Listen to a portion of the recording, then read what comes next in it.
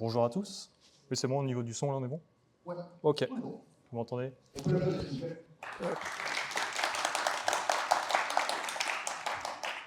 Alors déjà, merci à Forkit, parce que sans eux, on ne serait pas là. Je vais vous présenter un petit peu comment les listes virtuelles peuvent sauver votre DOM suite à un retour d'expérience à des problèmes qu'on a eu dans notre société. Avant tout ça, je vais me présenter rapidement. Je m'appelle Mathieu Coulon, je suis lead développeur front-end chez Staffea en Normandie. Pourquoi l'astronaute? Je ne sais pas. Voilà. Je suis là-bas depuis 2021. Donc, moi, quand je suis arrivé là-bas, on m'a dit Ok, Mathieu, tu vas nous aider. On a un produit à faire pour des clients qui veulent faire de la planification dans le secteur médical. Donc, le secteur médical, eux, en gros, ils travaillent avec des vieux logiciels, donc des softwares qui sont installés sur des machines. Alors, c'est vieux, c'est lent, ou alors sinon, c'est des Excel. Donc en gros, ils vont gérer plein de gens, du planning avec des Excel, ils impriment, ils corrigent à la main, ils rescannent, enfin c'est un bazar monstre. Donc il y a quelque chose à faire là-dessus. Donc en gros, les managers, ce qu'ils veulent faire, c'est planifier le temps de travail des gens. Donc comment ils vont faire? Déjà, ils vont avoir plusieurs personnes à gérer par semaine ou par mois, parce qu'en général, on ne va pas aller gérer le planning sur 3-4 mois, c'est un peu compliqué. Et donc le but, c'est de pouvoir ajouter des temps de travail, l'éditer en cours de route, les supprimer, accepter des congés, parce que les gens, il faut qu'ils puissent partir en vacances ou quand ils sont malades. Donc il y a tout ça, c'est assez compliqué, et puis du coup, il faut remonter toutes ces informations-là, donc les informations de temps de travail. Donc moi, j'arrive là-bas, on commence à travailler, on est plusieurs, donc c'est une start-up.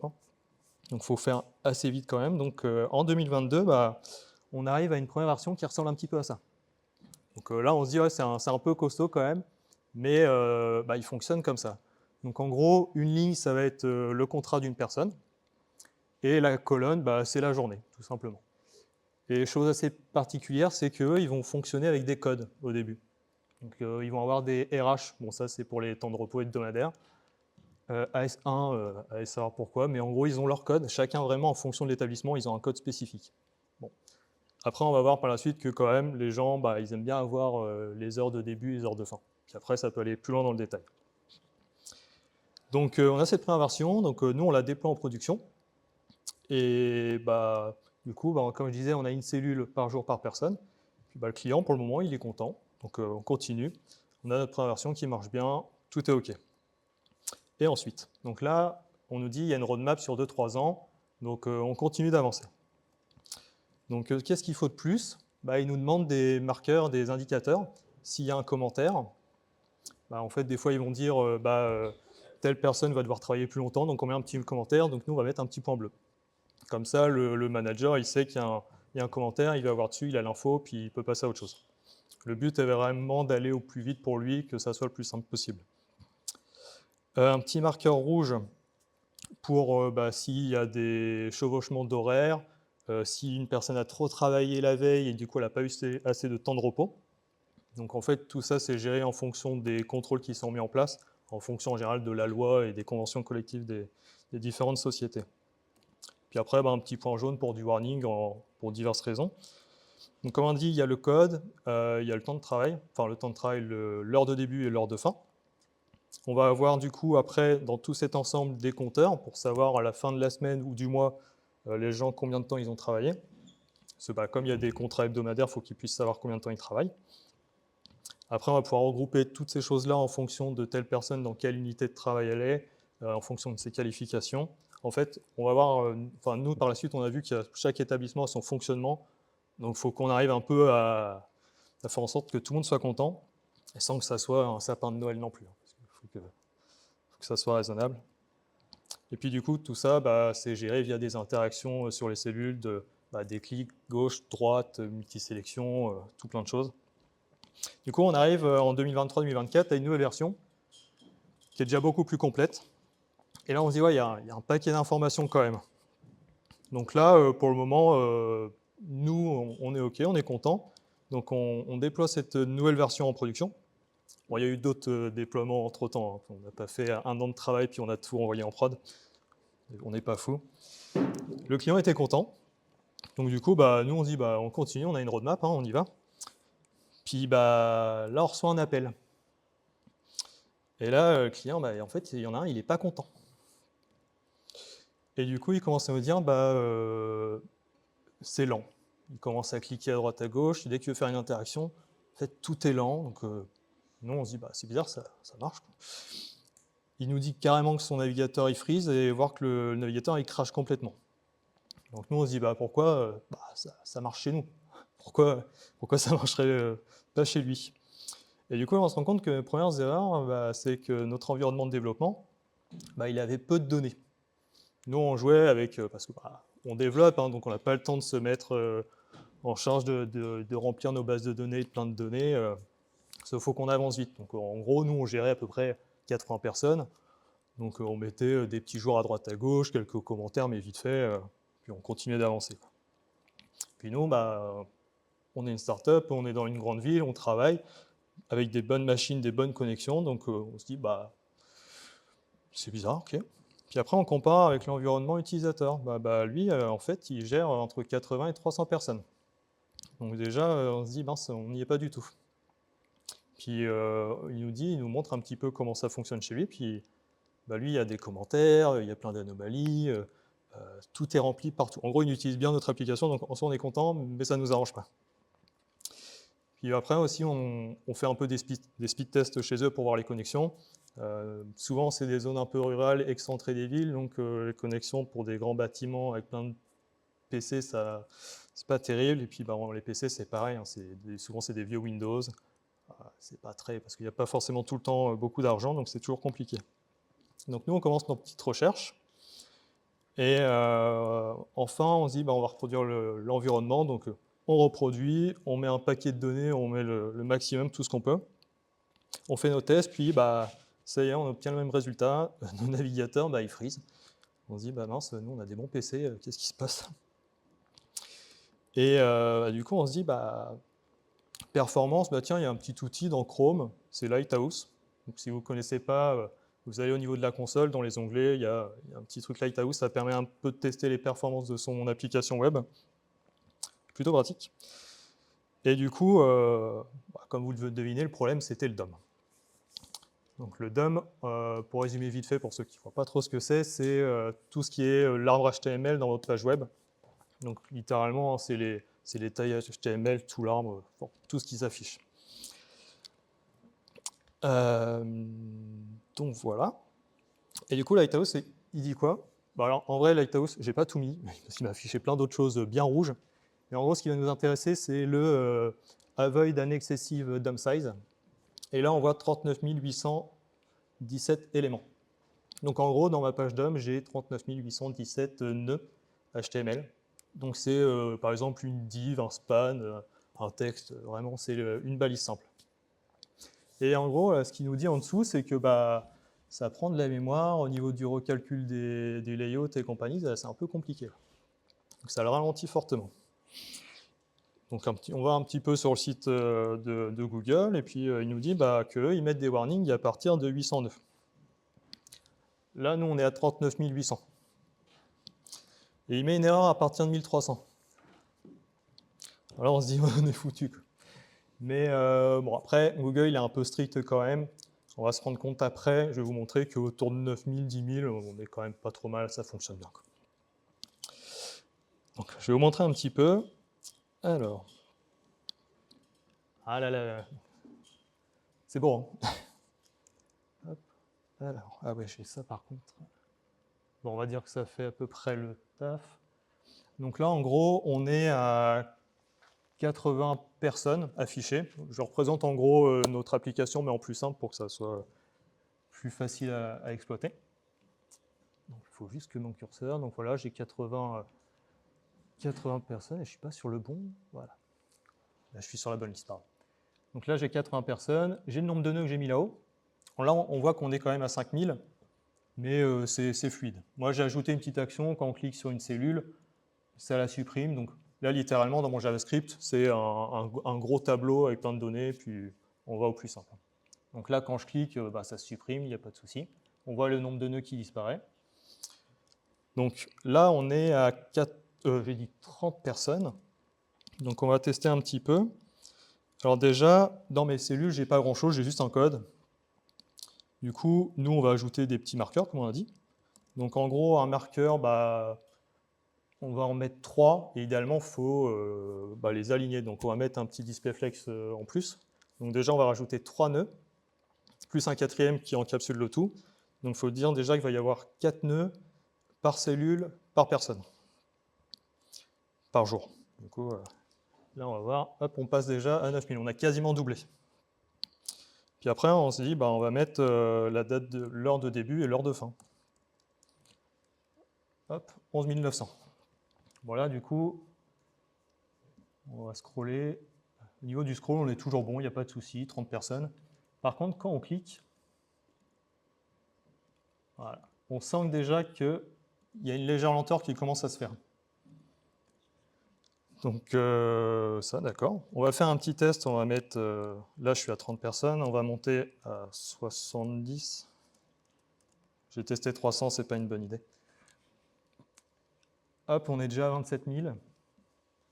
Niveau du scroll, on est toujours OK. Comme tout est déjà chargé dans la page, il n'y a pas de souci. Et là, quand on clique, voilà, je fais plusieurs clics d'affilée et là, on voit le curseur, il est un peu dans les choux, hein, l'application a freeze. Bon. Du coup, je reviens à la petite diapo. Et ça ne veut pas. Pourquoi c'est pas passé? Excusez-moi. J'ai pas perdu mon DOM, mais j'ai perdu ma page. Ah, c'est là, pardon. Hop. C'est l'effet démo, ça. Et je l'ai perdu ici. Voilà. Donc du coup, suite à ça, on se dit, bah, on va essayer d'améliorer notre DOM, du coup, on va retirer des éléments. On va se dire, on va essayer de le simplifier au maximum. Donc par exemple, on va avoir plusieurs flex imbriqués, parce qu'on aime bien le flex, c'est rapide, c'est simple. Puis on va se dire, bah, on va essayer de simplifier, on va tout rassembler avec un display grid. Donc, ça permet de gratter quelques nodes, en gros. Mais bon, c'est pas non plus ultra efficace. Et après, on a lu aussi que la profondeur de l'arbre, plus elle était profonde, plus pour le navigateur, c'était un peu lourd aussi à charger. On fait ça, puis en fait, on se rend compte que c'est pas non plus, c'est pas game changer, quoi. Il n'y a pas eu de grande différence. Du coup, c'était dans le titre. On a découvert les listes virtuelles. Alors les listes virtuelles, c'est quoi? En fait, le principe, c'est d'afficher, enfin de ne charger dans l'élément, dans le DOM, que ce que l'utilisateur va voir. Donc à droite, on va voir que on a la liste normale. Donc en fait, si on a 100 lignes à afficher, nous on en affiche à l'écran que, on va dire là, on va dire 10, mais les autres sont quand même chargés. Et la liste virtuelle, c'est quoi? C'est qu'en fait, on va afficher les 10 lignes, mais c'est tout. Bon, là, on va en afficher une ou deux au-dessus, en dessous. Vous allez comprendre pourquoi après. C'est qu'en fait, quand on va scroller, on va bouger les lignes de manière à avoir toujours le même nombre de nœuds au niveau des lignes. Donc ça se fait comment? C'est qu'en fait, c'est tout simple. C'est du position absolute. Donc en gros, dès que vous allez scroller, vous allez avoir la propriété top de votre position absolute qui va changer. Et ensuite, quand la ligne n'est plus affichée à l'écran, en fait, on va soit la redescendre en dessous, soit au-dessus. Donc le but, c'est vraiment d'avoir toujours le même nombre de lignes. Là, on le voit bien avec cet exemple-là, ou pas? Bon, on ne le voit pas. Mais en gros, quand vous allez monter les lignes 3, 4 et 5, la ligne 3 qu'on ne va plus voir va redescendre au niveau de la ligne 6. Et en fait, l'élément HTML ne va pas changer en tant que tel, enfin la source ne va pas changer, mais le contenu va changer. Il va aller récupérer les données qui l'intéressent et les charger dedans. Du coup, en fait, on aura toujours le même nombre de nœuds. Et ça nous intéresse. Donc, je vous refais une petite démo. Alors là, on était sur la liste simple. On va remettre 30 utilisateurs, enfin 30 personnes. Et on va passer sur la liste virtuelle, qui est ici. Donc là, la liste virtuelle, j'ai ajouté, histoire qu'on voit un peu plus clair, les jours qui sont en haut, puis en fait, on a un header qui est un peu fixe. Donc là, on a vu aussi qu'on a 3743 nœuds. Donc là, on est quand même pas loin des 1300 préconisés par Lighthouse, mais bon. Donc là, on a bien une liste. Ça fonctionne bien, on a 30 utilisateurs. Quand je clique, ça se supprime, c'est fluide. OK. On va monter un petit peu le niveau. Si je retrouve mon curseur. Il est là. On va aller direct à 100. Tant qu'à faire. Donc là, on a 100 personnes et on a toujours 3343 nœuds. Bon, là, il y en a eu moins parce que j'en ai supprimé, il me semble. Donc là, j'ai tous mes éléments. Je peux scroller. Il n'y a pas de souci. Et quand je clique, hop, ça marche, c'est toujours aussi fluide. Voilà, du coup, on est content. Bon, par contre, le problème, vous allez voir, c'est que si je scrolle un peu fort, que je suis pressé, on a un petit temps où c'est un peu blanc, on ne sait pas trop ce qui se passe, et le client, il doit se dire, mais c'est bizarre, ça bug un petit peu. Le client, il n'est pas très à l'aise avec l'informatique, hein, donc vraiment, nous c'est le cas souvent. Donc on a ce problème, et du coup, pour pallier un peu à ce problème-là, on peut mettre en place un système qui est le placeholder. Donc en gros, on va charger un premier état de la ligne qui dit, en fait, on va te mettre une ligne qui est, entre guillemets, très light pour donner l'impression à l'utilisateur que c'est en train de charger. Donc, je ne vais pas le coder entièrement, c'est déjà fait. Hop. Donc ça ne fait pas une grande différence, mais ça joue un petit peu sur la transition, c'est un peu plus agréable à l'œil. Donc là, on voit bien qu'il y a un élément intermédiaire. Vraiment, ça fait comme un placeholder ou un skeleton dans le web en général. Donc voilà, donc on est à 100, pourquoi pas 1000 hein. 1000, ça ne change rien. On peut aller jusqu'à 10 000, 100 000. Après, la seule limite, ça va être le JavaScript. J'ai essayé tout à l'heure 100 000, bon, je ne le ferai pas. Mais en gros, c'est le JavaScript là, comme il va aller chercher chaque élément dans le tableau. Et que là, j'ai fait un tableau simple. J'ai mis, là, c'est du React. J'ai pas mis de mémo. Il n'y a pas d'optimisation de perf. Je n'ai pas fait des tests de calcul de temps des algos. Hein, mais ça, si on le met en place, on voit quand même un peu une différence. C'est assez important.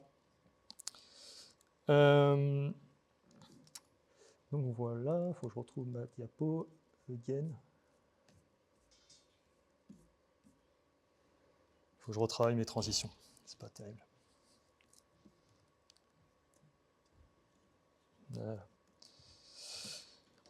Du coup, on a un produit qui fonctionne à peu près, on est content. Le client, il semble quand même un peu content. Nous, au début, on a ça, mais on a des problèmes un peu de ce fameux placeholder à mettre en place. On met ça.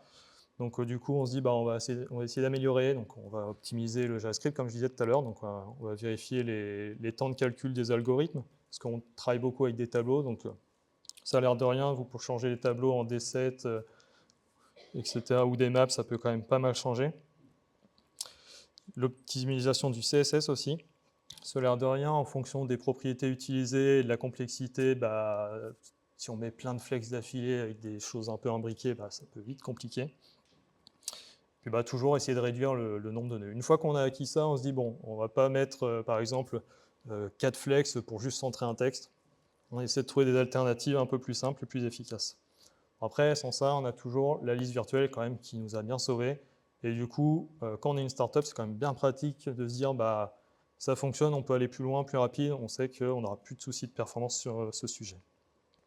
Du coup, vient aussi la question au niveau de l'UX UI. La transition elle a été faite, là je vous ai montré un truc simple, mais en vrai on peut faire encore mieux, on peut aller jusqu'à 3 états. On a fait des tests, c'est pas trop mal. Donc il faut vraiment aller jouer un petit peu sur comment on peut faire croire à l'utilisateur que tout est fluide. Donc derrière on peut rajouter des gros placeholders derrière, enfin il y a vraiment tout un travail un peu presque d'animation aussi. Et après, il faut se poser aussi la question de est-ce qu'on n'affiche pas trop de choses?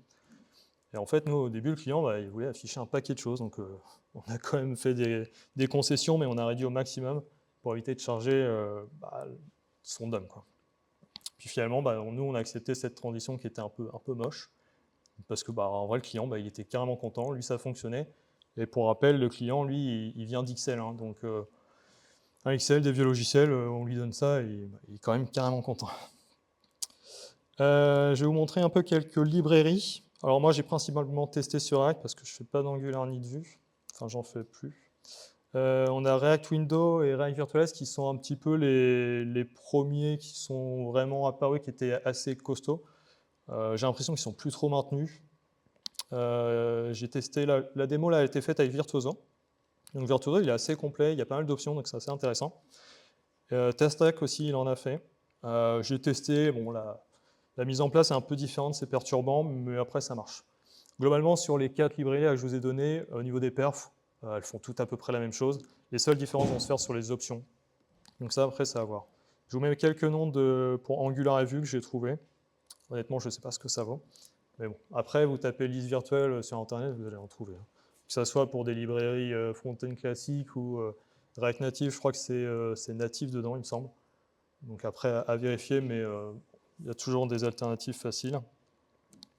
Et comme je disais, au niveau des options, on va avoir, comme nous, on utilisait par exemple du regroupement, un peu des systèmes de grilles de table. En fait, il y a pas mal de choses. Donc, il y a du grouping.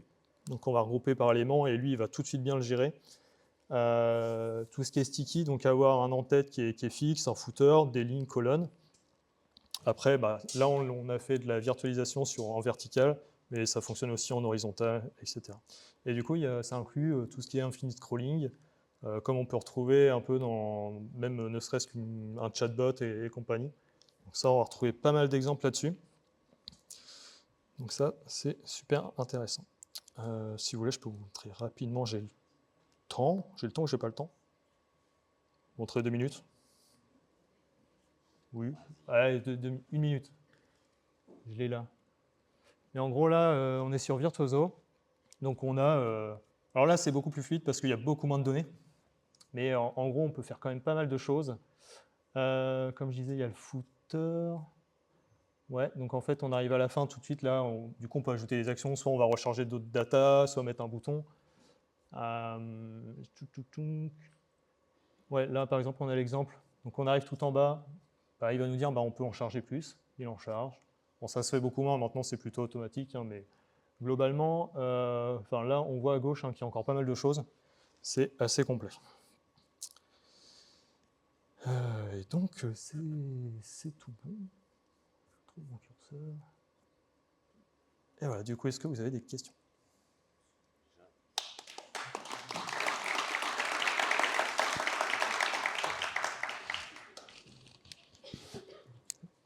Je prends ma petite photo quand même.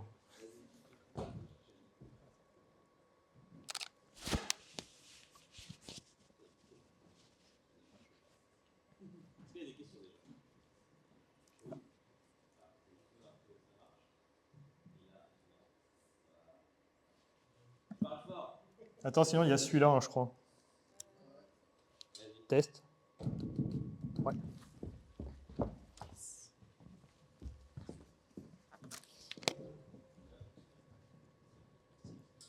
Merci pour la présentation. En termes de performance, qu'est-ce que le plus performant utiliser la Liste virtuelle ou bien la pagination? En fait, tout va dépendre, je pense, de ta fonctionnalité. Nous, par exemple, on utilise de la pagination, mais sur d'autres, des listes beaucoup plus classiques.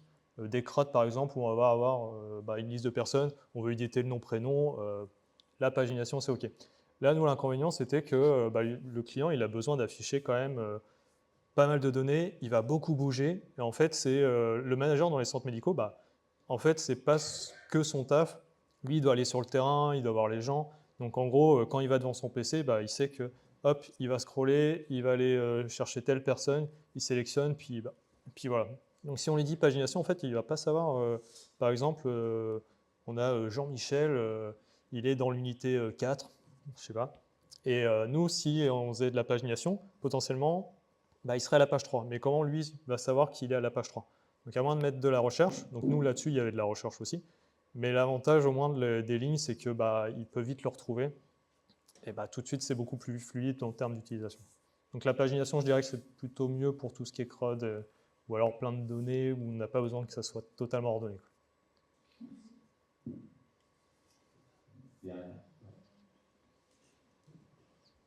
Non, pas lui. Merci pour la présentation. J'avais une petite question alors qu'on a un petit peu parlé en fait, quand on a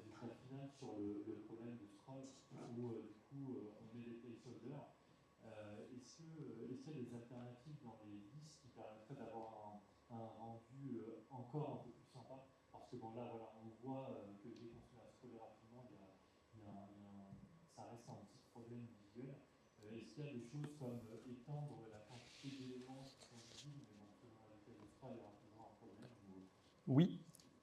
Alors en fait, il y a un paramètre, c'est ce qu'on appelle l'overscan, c'est dire, en fait, on affiche par exemple dans notre page 10 éléments, mais on va en charger quand même 5 autres au-dessus et en dessous pour pouvoir que le scroll soit un peu plus fluide.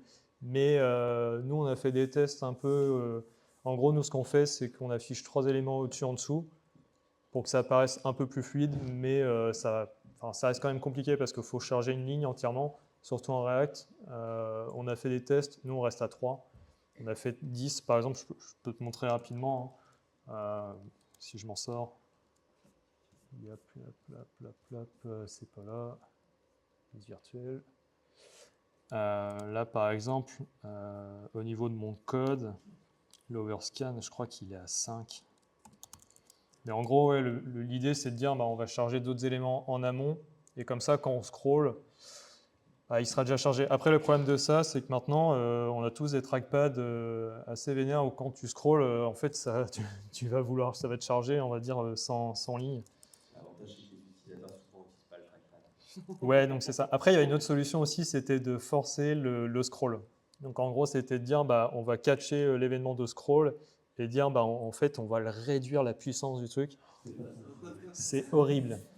C'est pas une bonne idée. On a essayé, nous, on a tout essayé, on a cherché plein de trucs, mais tac, tac, tac. Ouais, je vais pas en mettre 100, mais si j'en mets 10, vous allez voir, ça change pas grand-chose. En gros, l'idée, c'est de charger 10 éléments au-dessus en dessous. Du coup, le nombre de nœuds, il a dû augmenter. Voilà, c'est pas non plus, c'est pas flagrant, quoi. C'est ça. Là, si je vais lentement, il n'y a pas de souci. Si on tombe sur un manager qui a 60 ans, qui est très, très lent sur sa souris, sa molette, c'est OK. Mais bon. Même nous, c'est quand tu vas très vite, tu t'en fous. Oui, de toute façon. Et puis, nous, on a vu l'utilisateur, limite que ça soit moche ou autre, lui, tant qu'il a toutes ces infos, que c'est réactif, il n'y a pas de souci. On rappelle, il vient d'Ixelles et compagnie, donc des vieux trucs, là, il est content. Merci beaucoup. Un petit applause, tout ça.